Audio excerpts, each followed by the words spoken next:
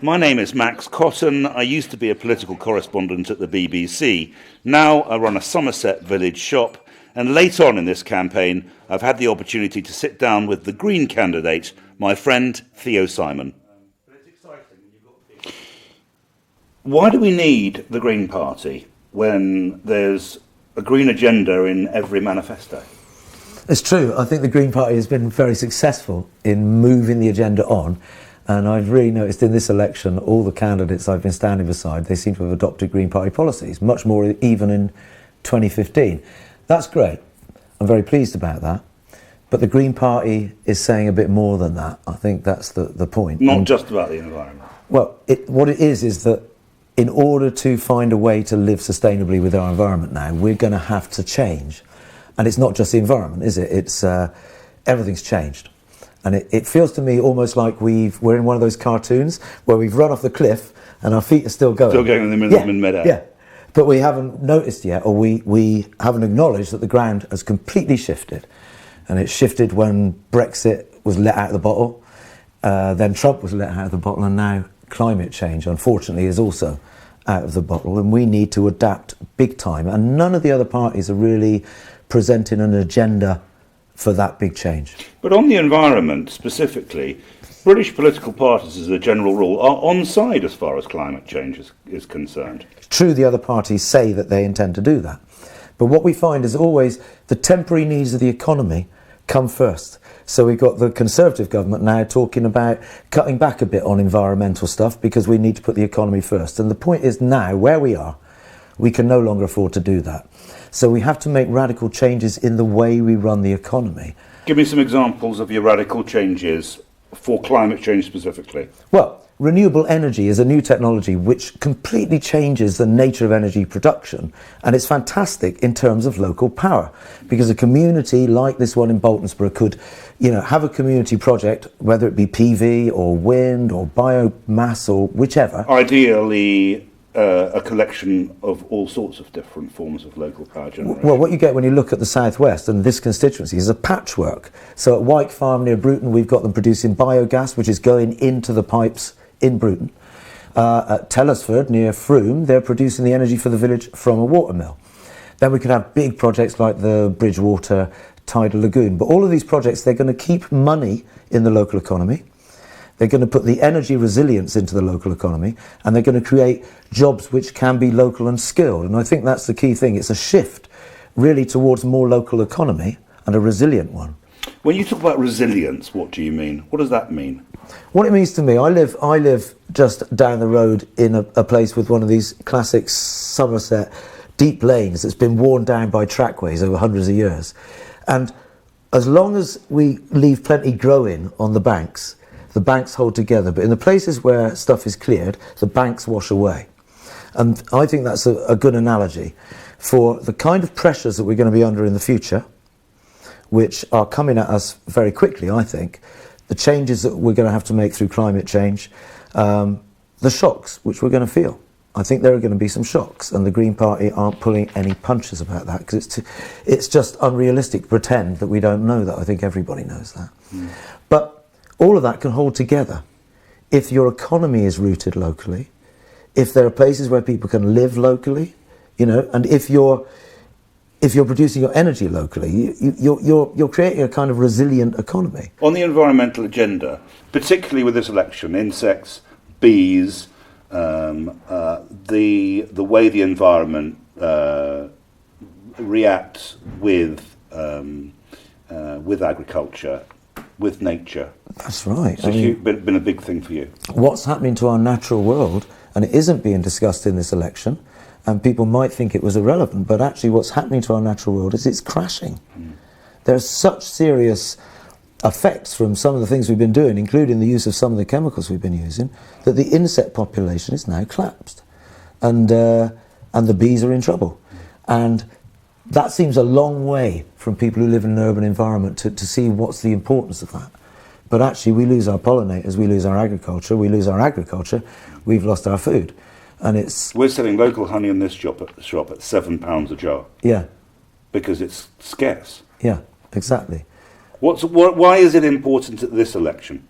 Why is it important? Why do you think this election is so important? It does feel important, doesn't it? And I've been wondering about that because in 2015 we had another election and it didn't have the same feeling of urgency about it.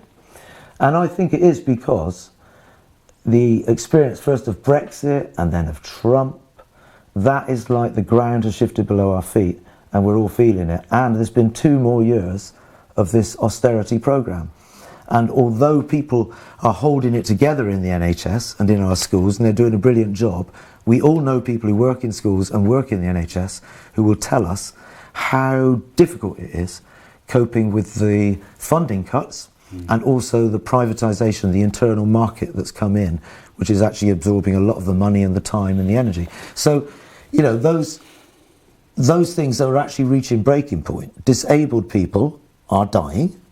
Disabled people are being put under horrendous pressure to go back to work when they can't work. I mean, this is happening now, and it's all as a result of this austerity programme. There are divisions, aren't they, in our society? There are huge divisions. They are, and they're much more stark now Yeah. than they were in 2015. Yeah, a massive feeling of inequality, a massive feeling of division, and of people feeling very unstable. It's no surprise that so many of our young people are actually having mental health issues.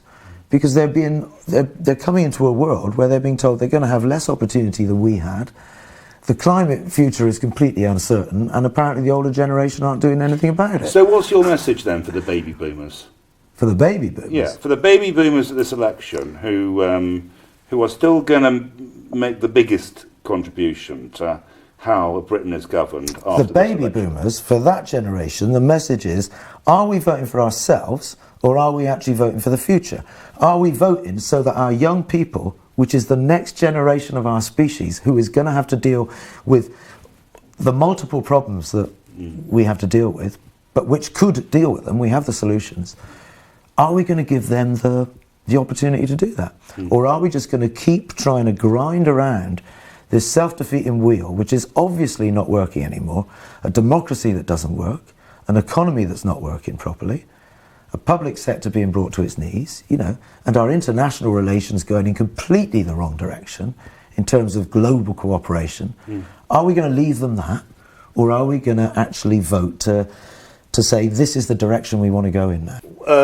You do yourself down a little bit by saying, you know, there's not going to be a Green government after Thursday, but it is conceivable that you could be the MP here. Min Campbell stood in 5 general elections before he was so you just have to stick at it for a while, and this seat, I agree with that. This could be perfectly reasonably could be and a I green, think a green seat. Absolutely, and a Green MP, you just need to look at Caroline Lucas to see the role a Green MP can play, which is they're kind of independent. We don't have a party whip, and we can simply, you know, keep making the case that we need to make and keep pushing the conscience of everybody else. And when you're an MP, which we've agreed is not inconceivable in the future, when you're an MP, are you going to carry on chaining yourself to things and writing songs about stuff that makes you angry? And will you carry on doing that as an MP? I certainly can't imagine getting arrested. I can't imagine I'd stop writing songs because they come to me at the strangest times, right? And they're a way that I get things off my chest. But in terms of getting arrested, I've been. Do you know how many times you've been arrested? Yeah, at the last count, I've been arrested 14 times. Is that okay? It was for someone who wants to be an MP. Yeah, absolutely. Really? Yeah, absolutely. Tell me why. Because, yeah.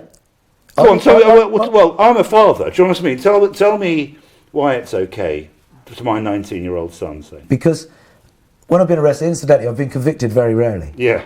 And that's crucial. Because the point is I was arrested because of protest.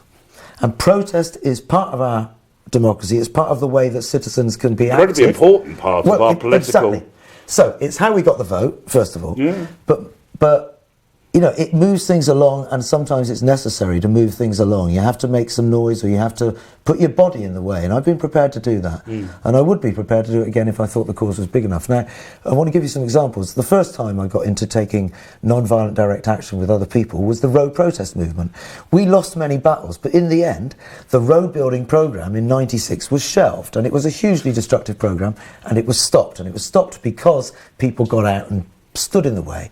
And then the same thing happened with GM crops. You remember them? They were planting them in fields. People were going out eventually in broad daylight en masse and pulling up the crops. And I was part of that movement, and it helped not only to stop that, but it's actually what kick-started the organic food movement, the health food movement, all of revolution. that. The food revolution came about because we stopped GM, and we stopped GM partly by direct action. Now, let's talk specifically about the nuts and bolts of the election in this constituency. Tactical voting has been the story, hasn't it, for the last 20 years here? It has been the story. I've done it.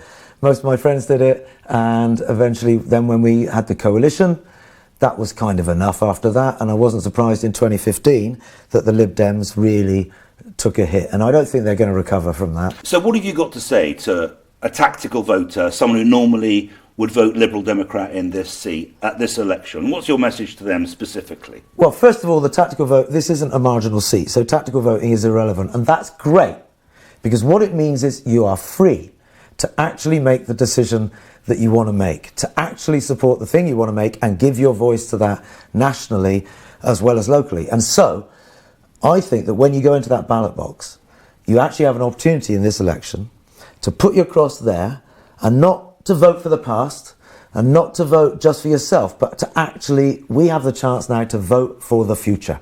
And we're voting for the future for our young people, we're voting for the future for our planet and the future for our communities. So I think the people will notice they're free to do that and make that choice.